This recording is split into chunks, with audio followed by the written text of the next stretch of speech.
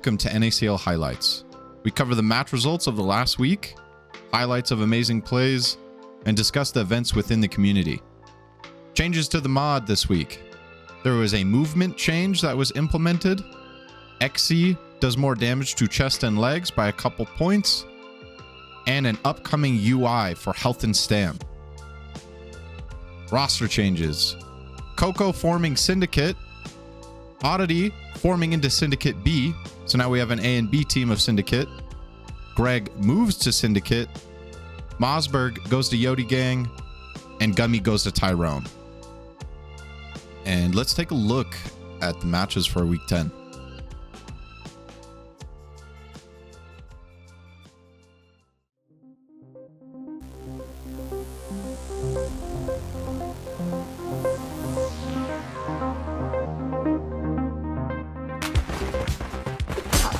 This first highlight was Monkey Man on Debug Large. He's on Stab's team.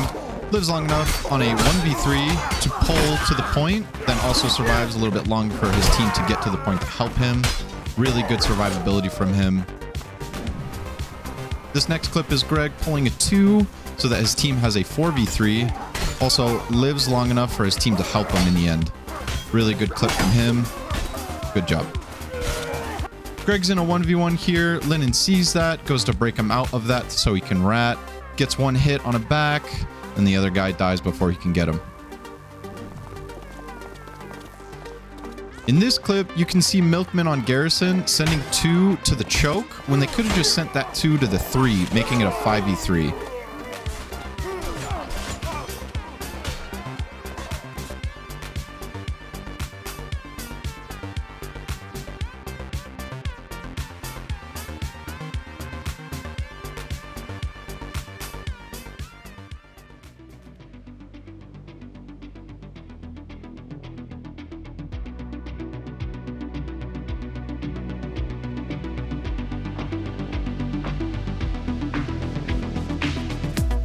On the first map was NBC Crest. LKA survived long enough to get kills, played more passive, got picks faster, and to make firm decisions.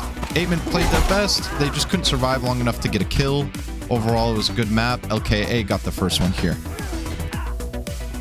On this first highlight, Blue wins a 2v1 for the next point. Also lives long enough for his team to get there. Really good because he staggers the enemy team long enough for a 5v3 if they decide to trickle. Really good play by Blue. In this highlight, Goose is trying to pull away so he can get to the main point. And then after that, he tries to survive as long as he can for his team to get a pick or a kill. He survives very long to stall. In the end, he gets 1v4'd and dies, but it was a really good hold from Koos.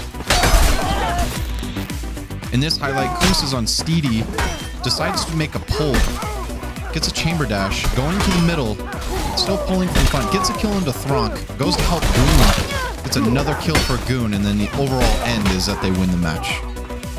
Once LK realized what Koos was doing, they put 2 on the C side, make sure he can't get through.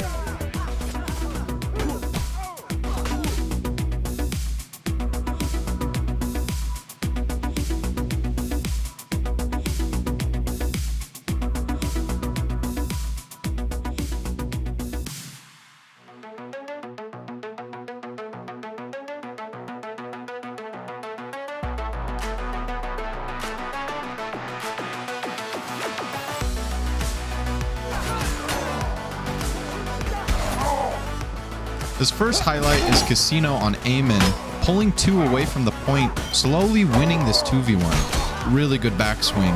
Knows that the other player's out of stam, gets a kill onto both. Really good play from Casino.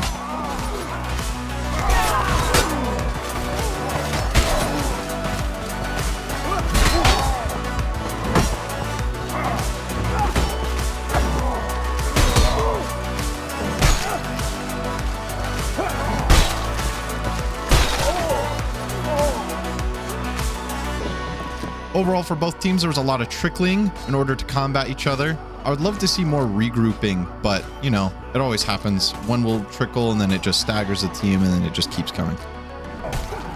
NBC Crest was the second map. Pretty much all you could pull away from this is that Syndicate B plays better when they're closer together. Ack and McStabby were putting in work in the 2, playing really well together. As you can see here, both rats from both teams pulls 2, surviving long enough. Then they both die. And then you see as the 2 from that rat, they go to the center just to do 3 duels. It's overall good what the rats were doing. I would just like to see more switches when it comes to this part. As you see Syndicate B team going here for a duckling, shifts, get Ack an opening. Ack gets the open, gets the backs on both players, still survives, get a duck onto that player, goes to the last remaining player and gets 3 picks for that round. Really good play for Ack and really good shift from Syndicate B team. Rizardish in the 2v1, no stam, trying to survive long enough for his team to come and help him. Runs out of stam, gets the duck and the punch, runs away to get another weapon. In the end, the Syndicate B team win here. Really good play from Rizardish. Next map was Garrison. Both teams were evenly matched, but Eamon gets the pull away, winning the round, playing mechanically better together and just getting more picks overall, surviving longer and getting kills. Next map, Corey.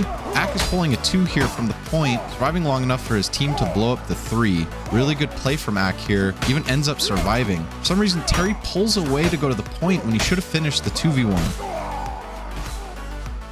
Syndicate B team make a collective decision just to go next, fuck the rest of the points, which is a really good choice because as you can see there, they have the choke and they have 5 on that next point. Overall, at the end, it works out for them because they win for the next point.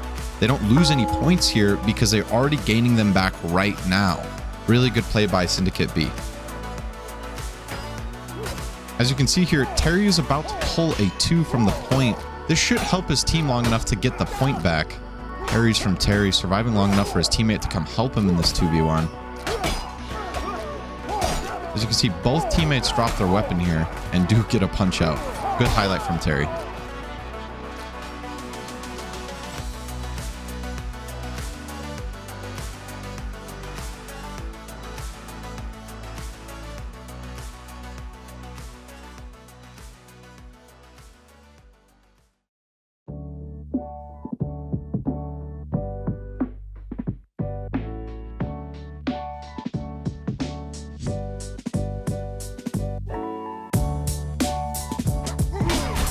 Bliss, you know, they do what they usually do.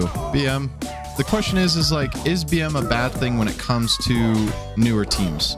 Yeah, because it's going to kill their ambition to want to play the game, right? Because they're not learning anything. People that are watching aren't having fun.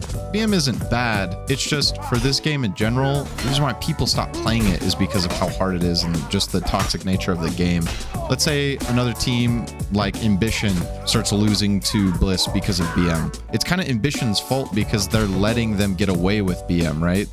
I mean, if you're going against 3 midgets, that's your fault. They're taking advantage of you and you're not like taking advantage of the fact they're midgets. When it comes to a brand new team that don't really know what they're doing or what's happening, it's kind of cringe. That's my opinion on it. I'm curious to what you guys think. Leave it in the comments what you think about this.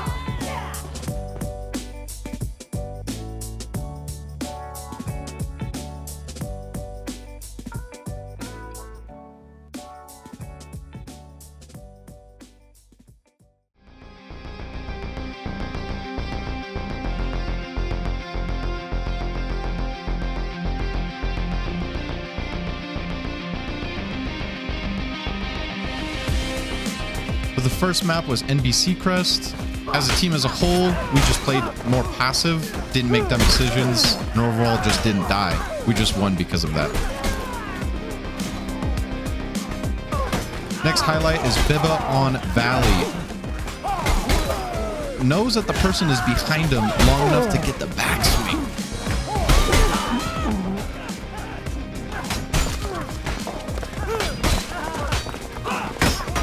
In the end, Ambition wins Valley. They play more together, they play passive, and they actually get the kills.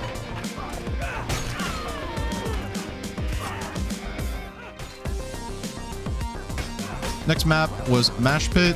In the end, Dirtman kind of just dueled. Not a lot of switches here, and Ambition just outdueled us. Bad from us for not switching more and actually playing together more as a team.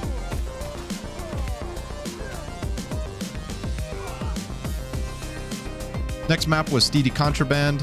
Okay, I'm gonna admit, sometimes I don't have a brain, but this shit is like non-excusable. I decide to leave a 2 to break out the rat when that guy can see me. There's no gain here. Also, the guy that was supposed to match me chases me, and overall just die. I basically threw this round. In this next highlight we have here, we have Evil Knight and Anti-Theory in a 2v3. Both of them get really good switches in the 2v3. Evil Knight dies in the end, but Anti-Theory just duels out Jay for the win. Really good play from both. Evil Knight was switching a lot. Anti-Theory was just not dying. Really good play from both of them on Ambition.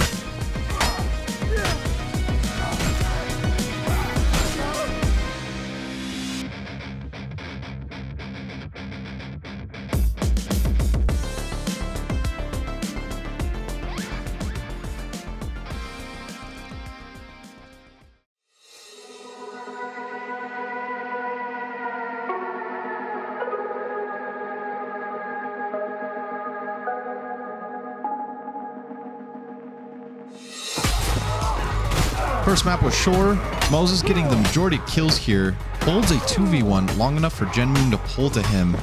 And in the end, they get the kill. Staggering the enemy team long enough for them to get 5 onto the next point. Really good play from Moses plus Genmoon. Bateman wins Shore. Playing more together. Surviving long enough. Not trickling. Getting full regroups. And getting kills. At the end here, Syndicate B tries to trickle long enough on the map to hold, to stall. Doesn't really work. Bateman gets the kills, resulting in the win. Next map, Chester. Here's the thing about Bateman. They do a very old strategy, such as W formation. Most people feel like it doesn't work anymore, saying that offense isn't as strong as it used to be. As you can see there, the W formation looks good, but in the end they get back there. No one really is there for the parry. The thing about W formation is it can be effective if the other team isn't paying attention. As you can see here, Bateman goes to the 3, and then at the end they shift into the 2, which is really good because it's just a 5-2. Bateman gets the kills here, resulting in the win. Just wanted to highlight this and show that W formation can be viable in some situations. This round, you can see Ack pulling 2 and actually surviving / winning. I say / winning because his teammate comes to help. It's not a real 2v1, but he does pull long enough to survive and win. Really good play by Ack there. On the next match, it was NBC Crest. Bateman just plays better here. I don't know if it was just Syndicate B couldn't pull 2s long enough or get switches more. So overall, Bateman gets more kills, survives longer, and wins the match here. But at the end of the match, Bateman, really good player on their team named Genmoon, actually wins a 2v1 to clutch up the last round.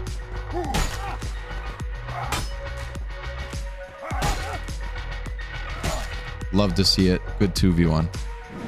As you can see here, Malice is looking for the opening. Gets an input onto Bootleg. Gets it back on a Roosh main.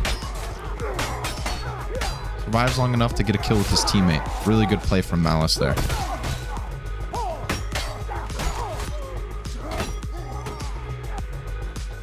The middle of the point, middle of the match, Bateman trickles into a 2v5 and somehow still end up winning.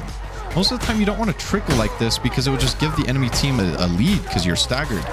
But look at this, Bootleg in a 2v1, Rush Rune in a 2v1, both surviving long enough to get 2 kills.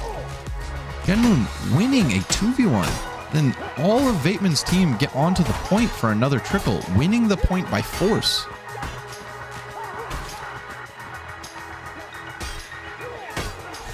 In the end here, Bateman just pulls away with the win, trickling and just winning by force. It's very odd to see that because most of the time you don't win when you trickle, but Syndicate B couldn't get the kills. Bateman just kept pouring on the numbers.